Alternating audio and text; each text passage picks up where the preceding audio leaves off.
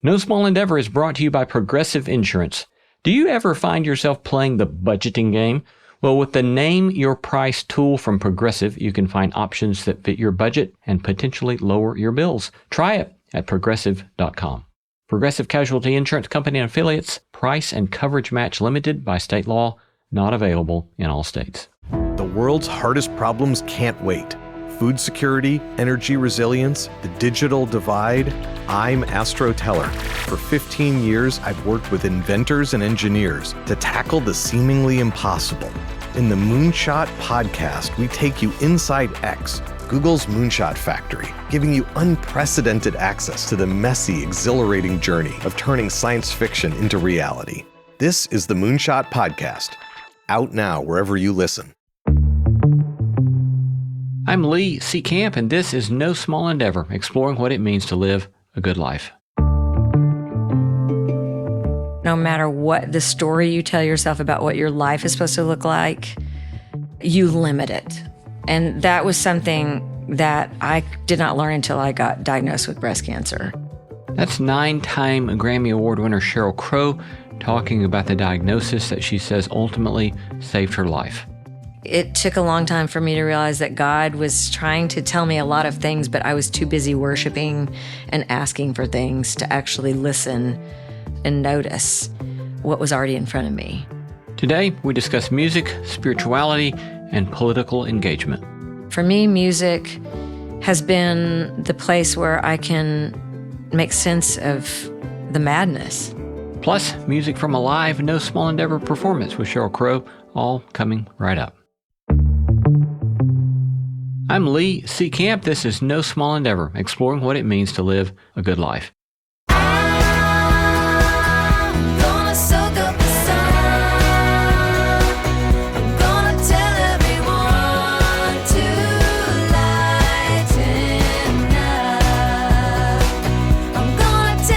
Today's guest is Sheryl Crow. With a career spanning more than 3 decades, Sheryl Crow's given us some of the most memorable songs of our time. Hits like All I Wanna Do, If It Makes You Happy, and Soak Up the Sun.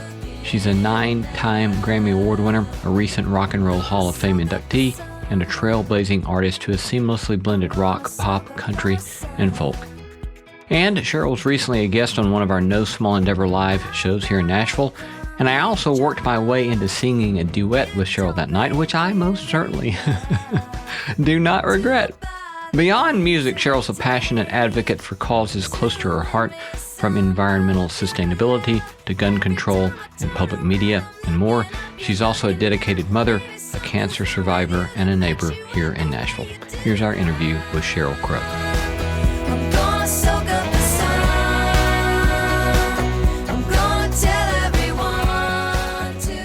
Welcome, Sheryl. Thanks for having me, Lee. I'm delighted to have you here. Thanks for coming to be with us. It's nice to be here in your home. I love it. It's great to have you here. Thanks so much for coming. I must say that when I texted to see about doing this in person, the two options were us to come to you or you to come to me. And I thought, surely if she wants to do it in person, she'll say, come to me. And so, but nonetheless, here you are. I didn't have to vacuum or dust or anything.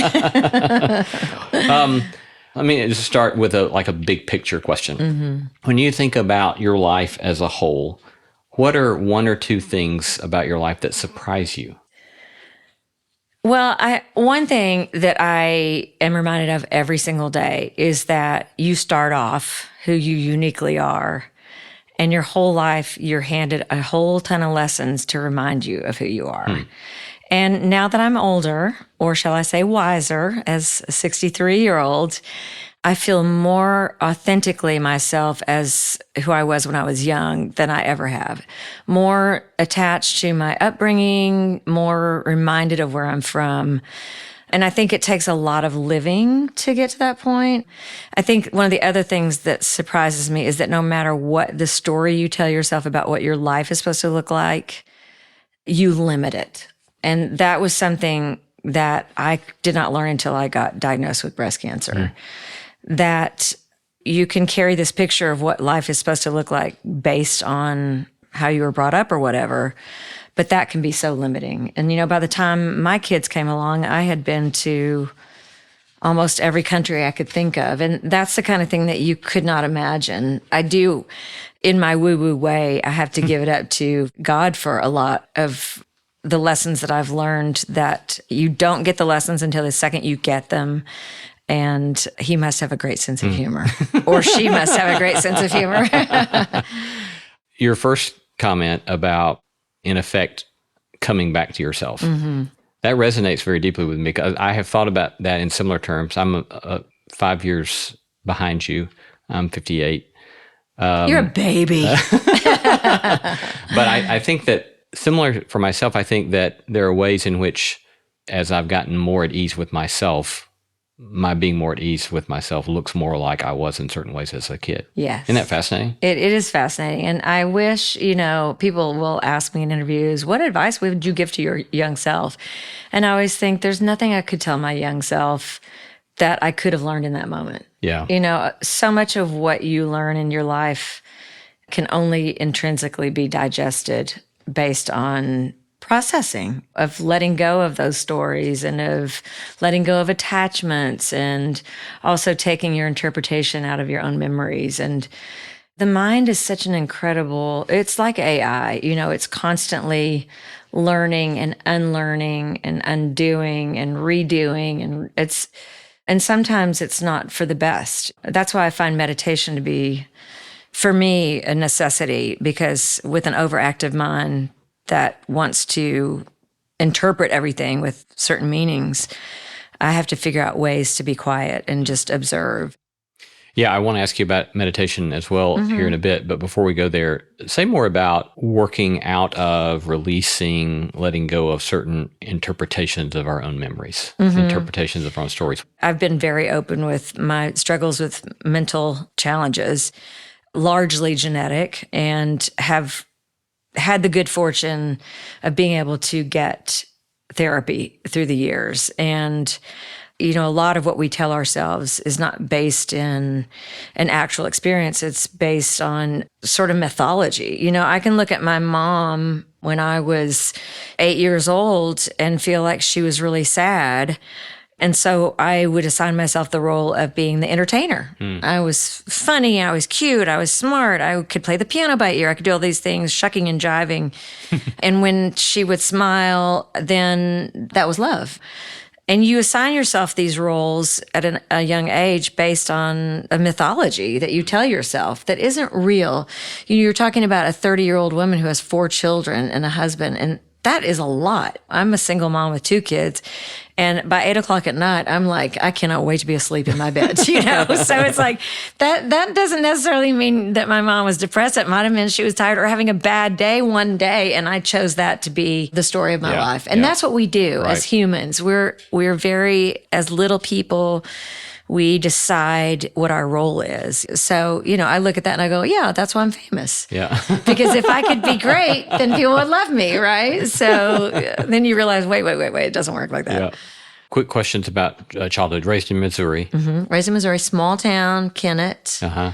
Very flat, tornado central, cotton fields, churches. We had 1 high school, 1 junior high, 2 elementary schools. Everybody knew everybody. Everybody went to school with everybody. Moms had bridge club on Tuesday nights. That's when they came home on Wednesday and you were in trouble because they heard all the gossip, So pretty simple living. Yeah. I also grew up, I'm older enough than you that I actually remember Vietnam.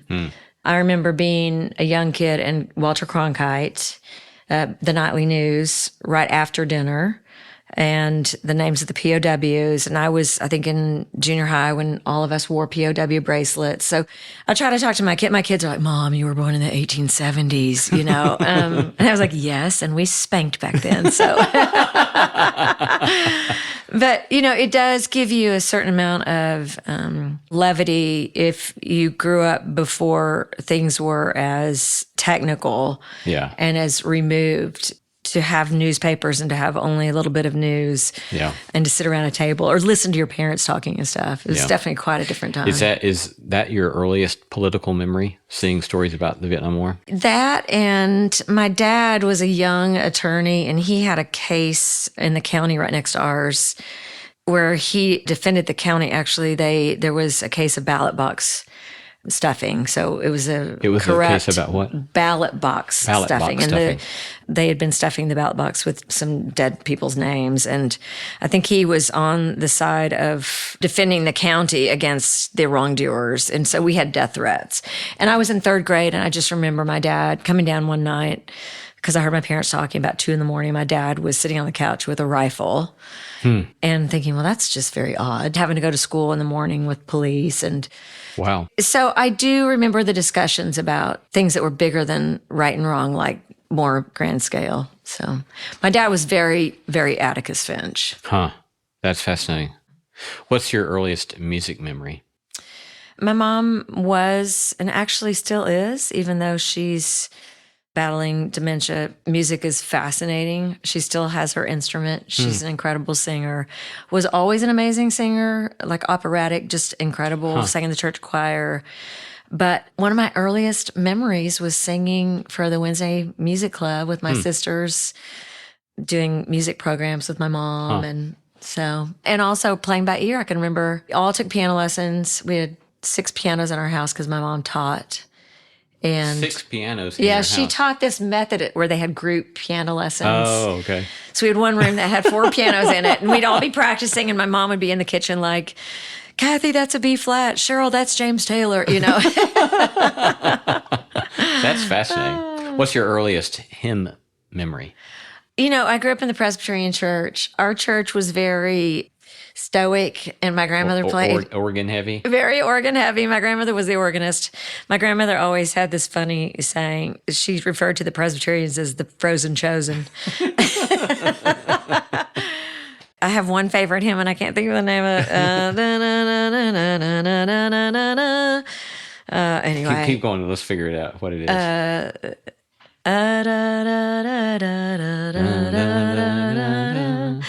With me, Lord, thou and thou only first in my heart, waking or sleeping, my presence thine. Be thou my vision. Be thou my vision.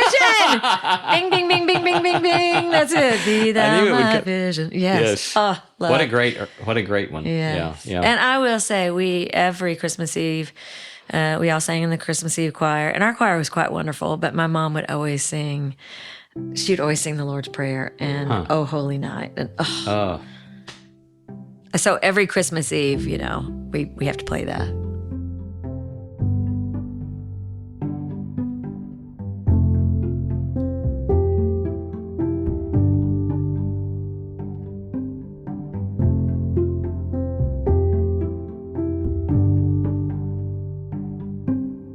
Last kind of question about childhood I'm interested in, and I alluded to this a moment ago. Mm-hmm. So I had this dream last night, and after I dug on it a little bit, I realized, that's about this unresolved childhood, actually more adolescent, early 20s experience. Mm-hmm. And just because I'm about to ask you to be vulnerable, I'll say what it was for me was that I have carried with me a sense that the church of my childhood that was highly formative and loved me as a child, by the time I started getting education, theological education, I felt like they rejected me. Oh, my. And so I realized in that dream, I'm still processing that. I thought I had processed that, but I'm still processing that. So to whatever degree you would want to share, and you may or may not have anything like that, but do you have any kind of things you feel like still you carry with you that you've not yet sufficiently processed? Oh, there are always things that I come back to. It's interesting. Religion it's such a through thread in my life because I've been through a lot of different experiences that mostly stemmed from fear, being scared into believing a certain way or being shamed into believing a certain way. But two things actually. The shame that I felt when I was a young school teacher. I was also singing in a cover band, and I was part of a ministry at an evangelical church in St. Louis called Grace Christian. And I don't know, I felt like I was really scorned when it was, passed around our prison ministry that we did that I would drink beer. I never got drunk, but I enjoyed a beer or two. And I was suddenly not invited to do anything anymore. And that has come up for me. And that was one of my first experiences where I had to make peace with knowing who I am in my faith, not who other people believe me to be in my faith. Because I encounter that every day now. I encountered it throughout my life, and I think we all encounter it one way or another, especially now. I think people judge you on who they believe you are and who they believe you should be based on their fear. I think we have those all the way through our lives, but that one always stuck out for me because my relationship to the church mattered to me so much. And I think largely because of ego, of wanting to be seen as somebody who was on fire. And it was such an odd thing to be discarded when really I felt like, but wait a minute, I'm a good person and I'm delivering for the Lord. And I don't think the Lord would probably care if I have a beer or two now and again, you know? So, you know, and that was my own thing. Yeah, it's amazing, I think, the way in which the experience of shame, I think, can be proportionate to or grossly disproportionate to whatever triggers it. But the powerful experience of shame linked up with that fear that you're talking about, it's just like that stuff just sears stuff in us, and it just takes a long time. There are early woundings that seem so monumental that, like you're talking about, what is it? What did it feel like to the other person? I can remember my mom slapping me in a department store once across the face. Now, parenting was different back then, obviously. For me, pointing out somebody who was in a wheelchair, I'd never seen that before. And I'm sure my mom was probably having a bad day, but who knows? I carried that around with me. But my mom didn't carry it around. My mom loved me, and that was done, and that was a moment. And there are those moments in your life that become a part of the fabric of who you deem you are, that you have to unravel the rest of your life. Right. And it can just be a moment. And you interpret that as being whether you're worthy of being seen as good again or being loved. I mean, I tell my kids all the time, living is hard work, but it can be beautiful and joyful, but not without feeling.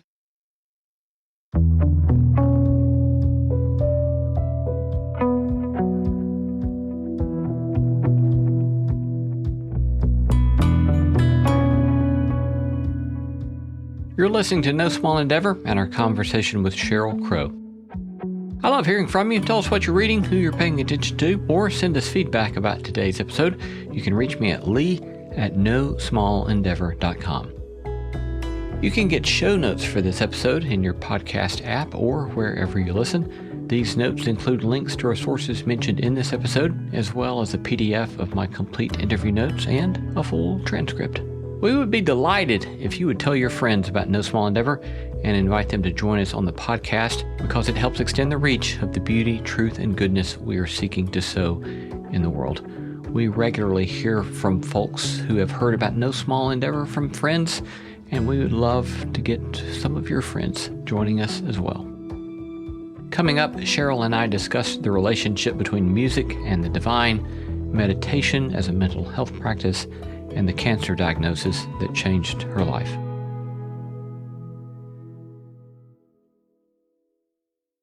Hello, friends. I am pleased to tell you about an organization that's close to my heart, the Rabbit Room, an incredible arts ministry right here in Nashville, Tennessee, that connects artists, resources, and communities to integrate art and creativity into every facet of life.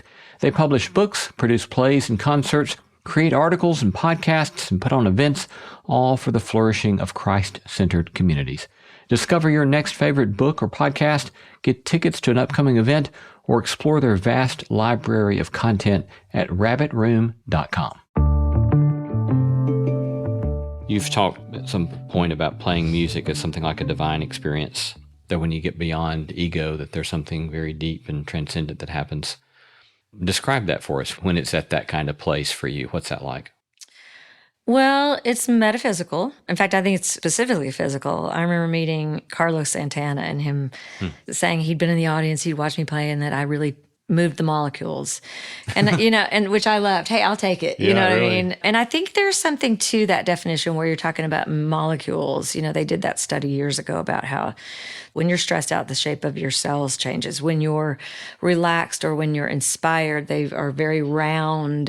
When you're laughing, they're very round, and so I do think that music is a molecular experience that can be shared at the spirit level if you're in a room and everyone is experienced being elevated. Phones have robbed us of that quite a lot. We sort of need, now our ego needs to document that we were in the room, being elevated. But for me, there is the thing of walking into a studio with nothing and walking out with a piece of art that you didn't know was in you, and the wonder of where did that come from. There are some songs that you craft that you go, okay, that line is terrible, or this whole song sucks. Then there are those songs that you go, I have no idea where that came from. That is not even something that would naturally come from my brain. And I only have a few of those songs. Redemption Day was one.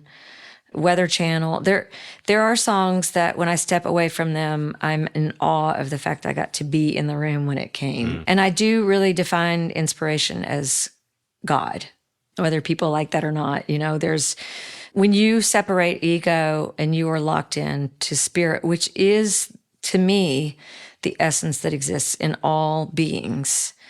It's the molecular substance that we all are made of, and that connect all of us, that make a song make us feel seen or heard. That is supernatural. Yeah. And I definitely do not take it lightly. I got to be on the road with Michael Jackson, who was a very flawed person, but I got to watch him in his divinity and in his ego every single night. And you could see and feel the difference of somebody who was tapping into something or somebody who was very much tied to the here and now in his flaws, his ego. And we all have both. We all have both in us at all times. That for me is why art is so powerful. I'm flashing back to writing a passage on the second book I wrote, and I was writing right here. And it was a sort of joyous moment, and I just started laughing from the belly. Yeah. It wasn't a funny insight, but I was laughing because I thought it is so amazing to get to kind of be a vessel of some sort of creativity that comes from beyond us, I think. There's no way to define inspiration except to say that it is divine and that it doesn't necessarily come that often. But when it does, you recognize it. Yeah. And you're humbled, or at least that's my experience.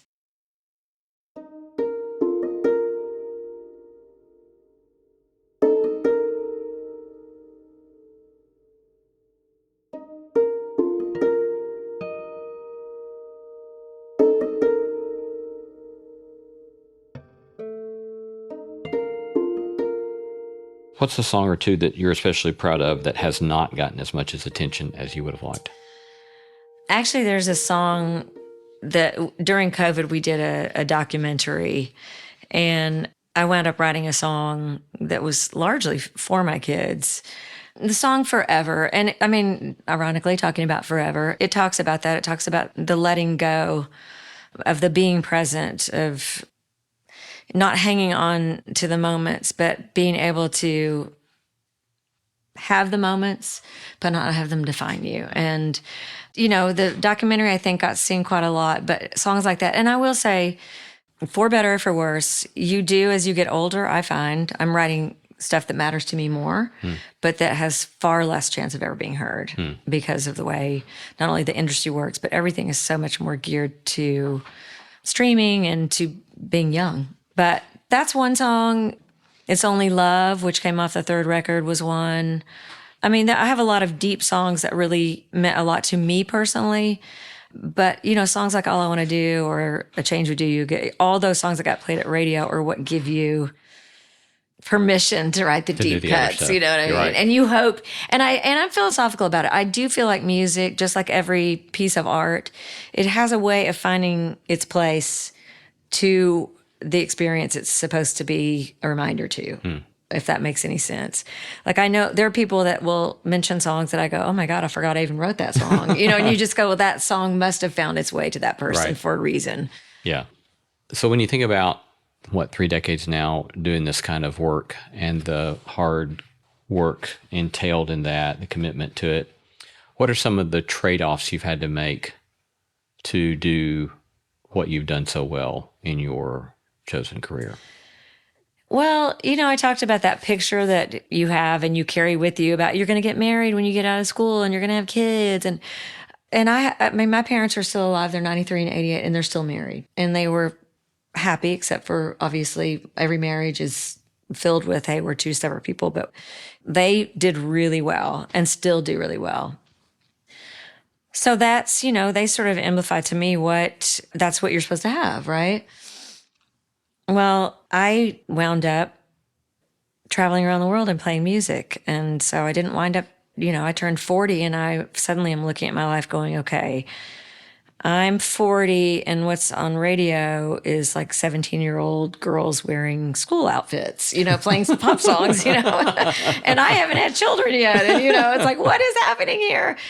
So, I guess a trade-off would have been, I didn't settle down. It's a lot to ask a partner, a man, to want to be in a relationship with somebody who's collecting frequent flyer miles by going to Israel or to Colombia or Bogota or to Tokyo I've played in Russia. I've been so absolutely, unbelievably blessed in my life. But the picture's different, and my kids came to me and I believe they did pick me and they picked this life, but I was 44 and 48 and they picked each other for sure, my two boys. So is it a trade-off? I don't know. I put up with a lot as a woman. I had to fight for everything I got. I would love to say that it wasn't like that or it isn't like that, but it just is.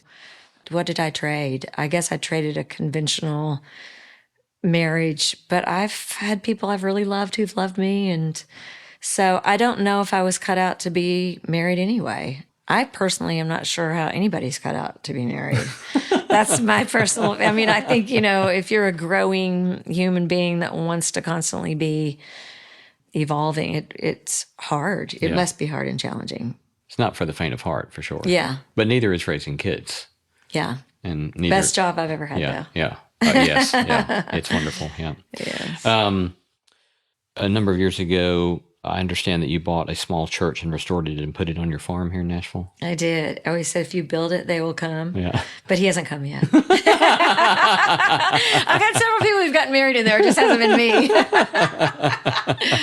What do you think that symbolizes for you, that you bought a small church and restored it and put it on your farm? Oh my goodness. You know what? If there are past lives, I feel certain I was a tortured nun or something. I don't know. But I have a funny relationship with my faith, and I'm still learning about it. And it has defined me and it has shaped me. And I found this little church. I actually found it on eBay, believe it or not. And I went out calling this guy, and he was selling it through a realtor on the side for $5,000.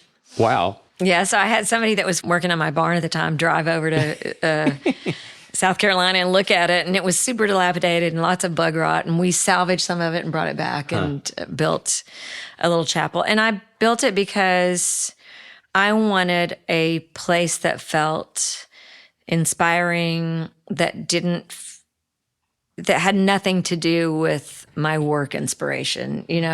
Work for me is inspiring, but it's also work. Yeah. And I've always treated it as work. Like, I didn't get into being a songwriter or a musician because I wanted to be famous. I really wanted to be great, which is in and of itself a torturous plight.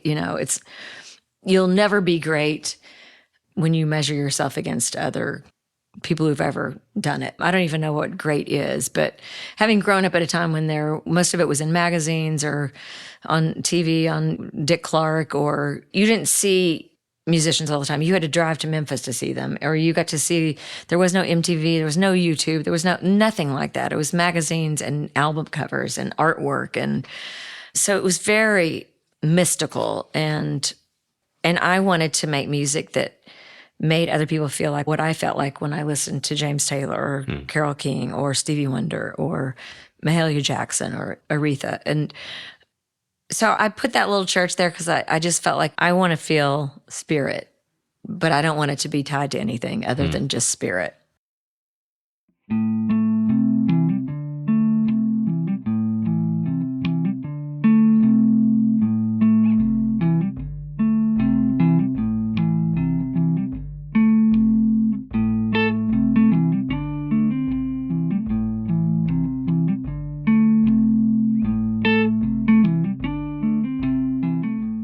One way I guess we could summarize one of the things you pointed to there is this sort of tension between ambition and excellence. Yes, yes. And then earlier you said at least twice that we have this desire to be seen and heard, which the seen and heard could fall into either one of those buckets, ambition or excellence, right? As you've done your work, right, in what ways have you seen being seen and heard as this sort of healthy spirit, this is what it means to be human? And in what ways has the seen and heard been this sort of destructive ambition? Yeah. It's so interesting. I think that no matter what, we all have a giant hole we're trying to fill.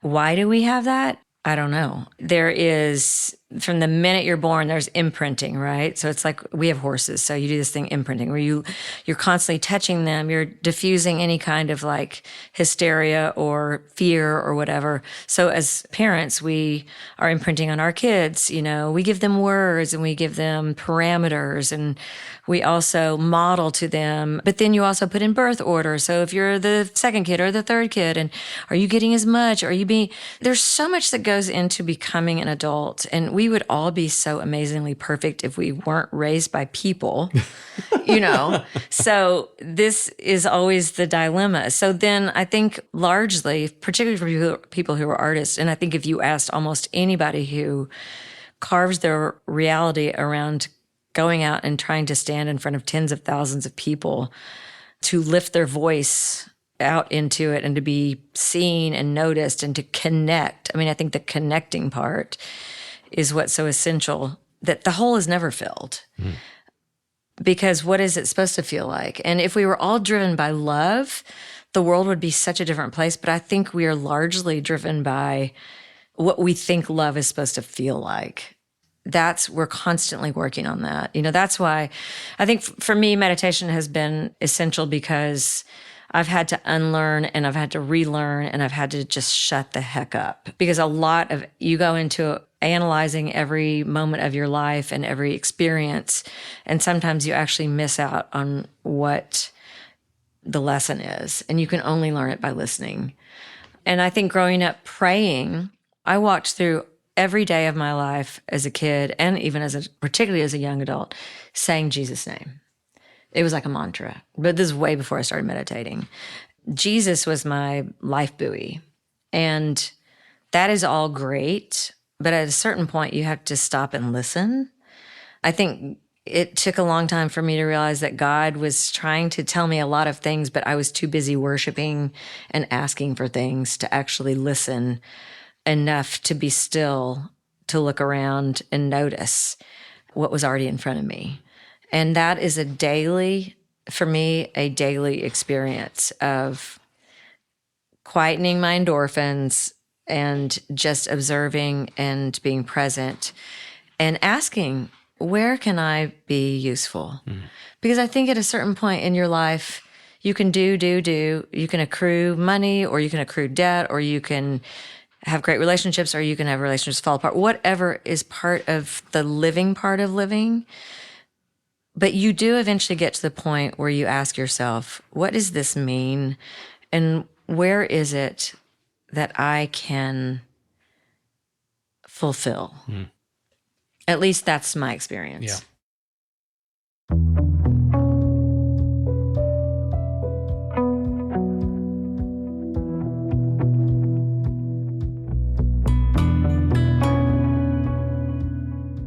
You're listening to No Small Endeavor and our episode with Rock and Roll Hall of Famer Sheryl Crow.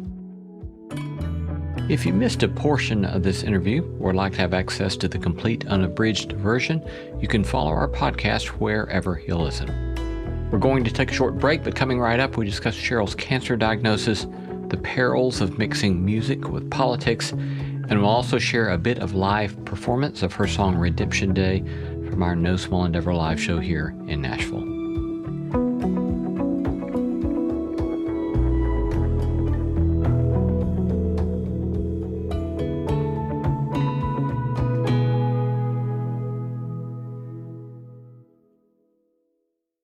Hello, friends. One of the things I've taught students for many years now is that one of the most important things they can do is pay attention to their meta habits, big habits that leave lots of things in their wake, and that this is key to living life well. For centuries, the cardinal virtues were thought of as just such meta habits, profound practices that have a disproportionately large impact upon your life. The four cardinal virtues: courage, temperance, prudence, and justice. They were considered essential to a good life, but today we hardly talk about them. Most people can't even name them.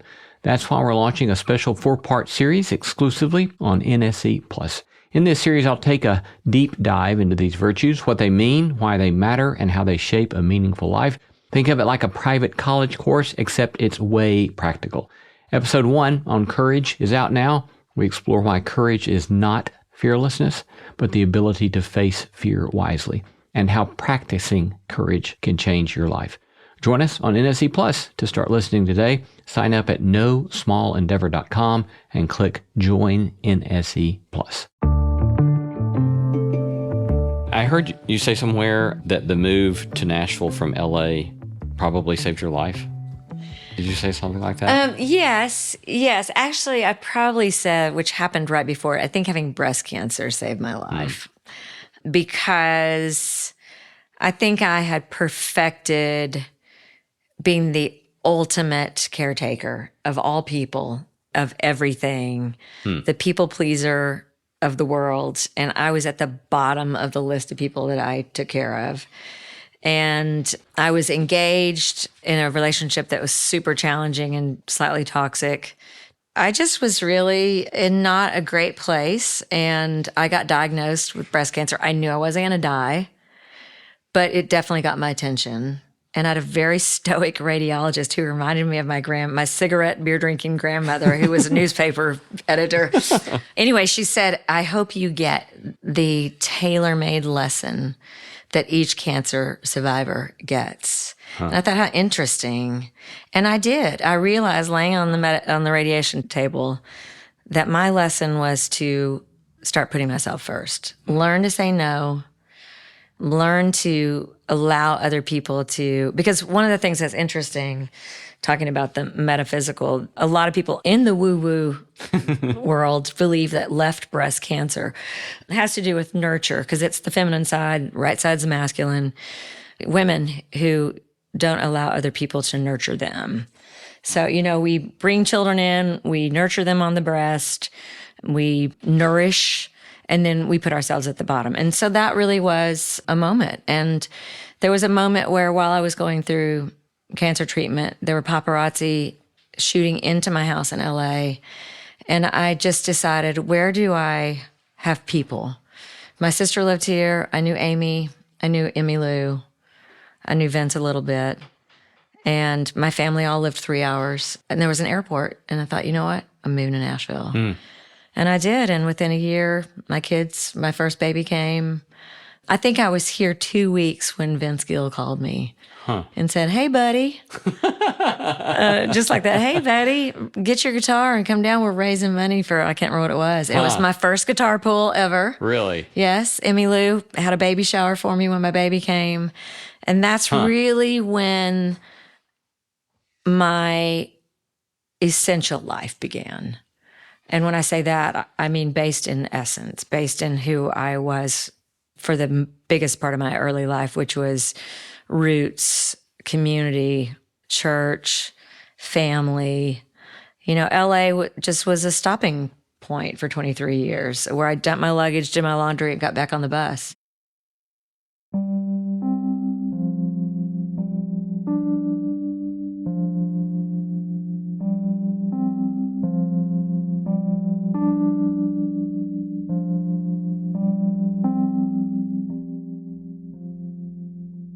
You've mentioned meditation a couple of times and alluded to depression. Can we spend a little bit of time unpacking that a little bit? Sure. We've talked about depression on this show a number of times. For one, I've had my own episodes with it. But what would you say you've learned about how to do meditation and or how it's been of help to you? Well, I've had several moments in my life that felt insurmountable. Now, because I grew up as a Christian, I would never have killed myself. A, because I didn't want to go to hell. That's what I believed. And B, because I didn't want everybody else's lives to be ruined. But the reality of not wanting to get up and live and being mad at God that I would wake up, like praying at night, I don't want to wake up, and then waking up and being mad. I went to an ashram in the Catskills and took a vow of silence for 6 days, and that was very enlightening. But it was really after that that I went and studied with a woman named Sharon Salzberg in Boston, who's written books on meditation, mindfulness.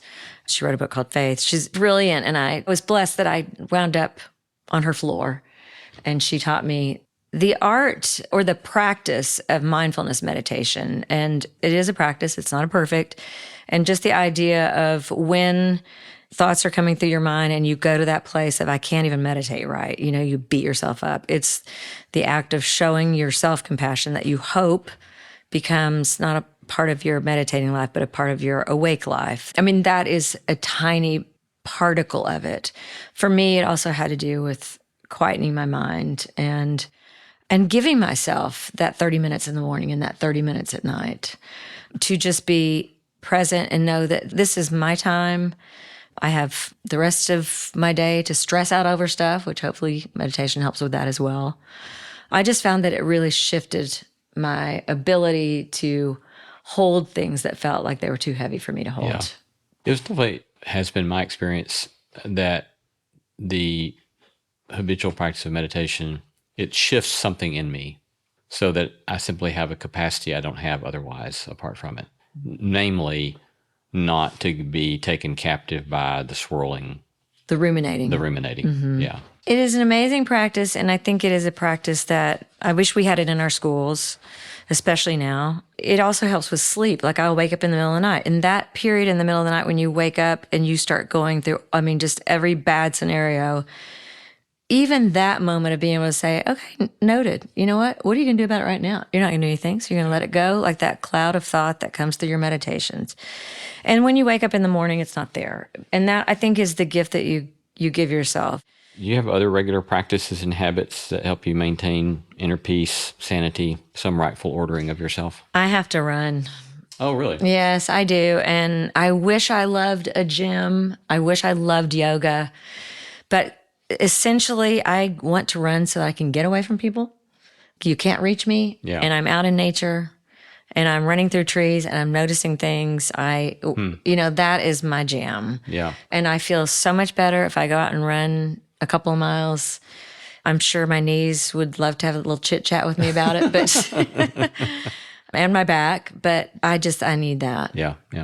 At what point did you take seriously that as an artist, you had to make some choices about whether you would or would not speak up about certain socio-political matters?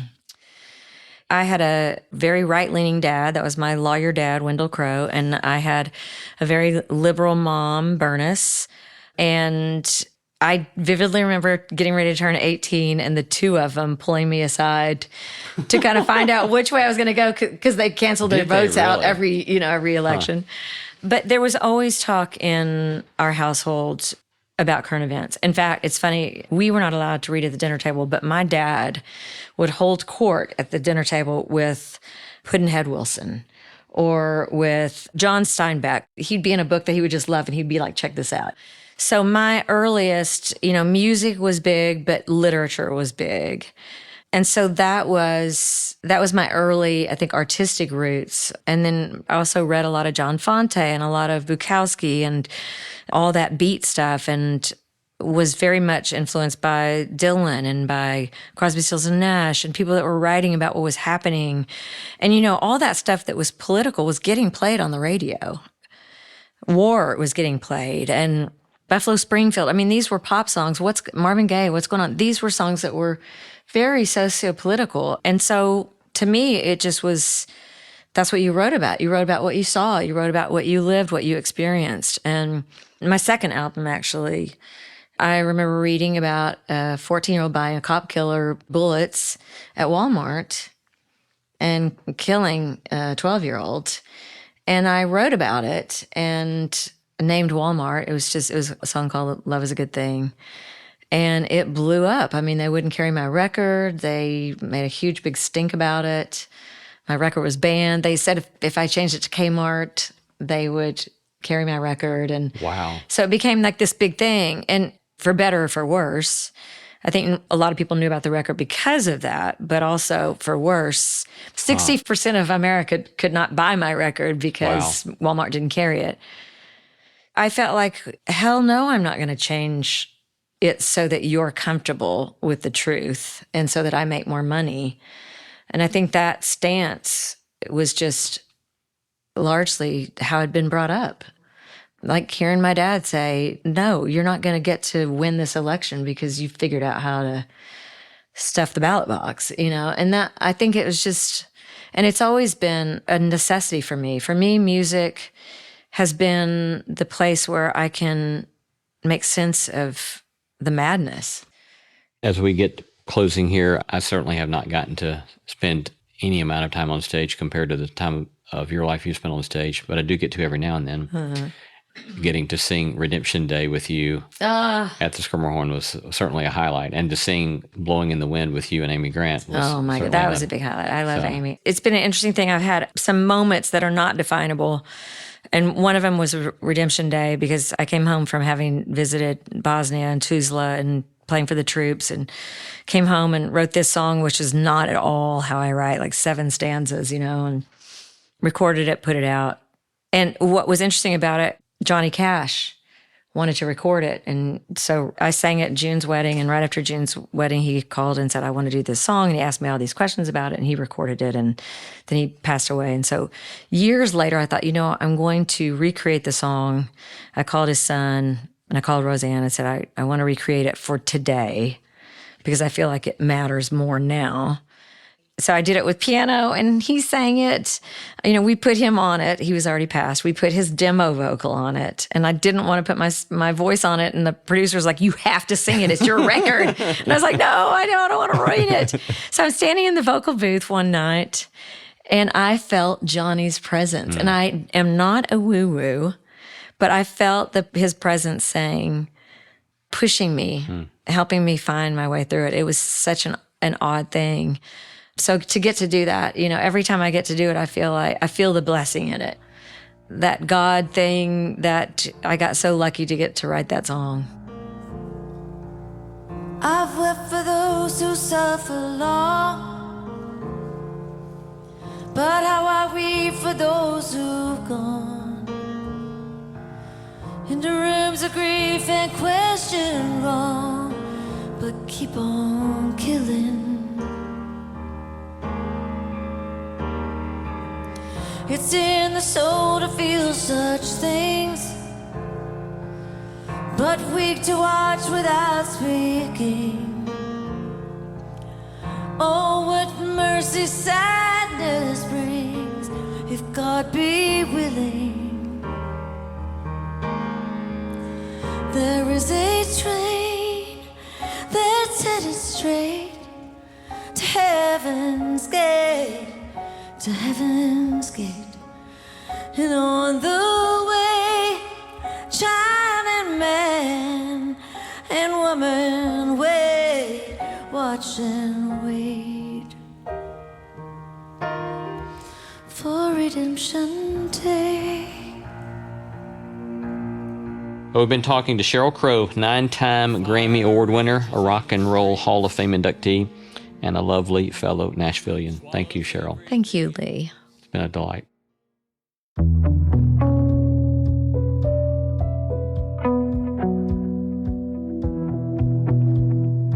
You've been listening to No Small Endeavor and our interview with 9-time Grammy Award-winning artist Sheryl Crow. We gratefully acknowledge the support of Lilly Endowment Incorporated, a private philanthropic foundation supporting the causes of community development, education, and religion.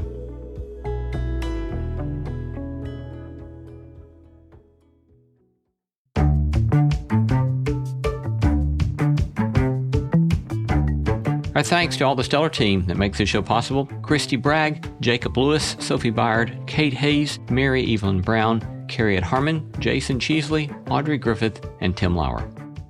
Thanks for listening, and let's keep exploring what it means to live a good life together. No Small Endeavor is a production of PRX, Tokens Media LLC, and Great Feeling Studios.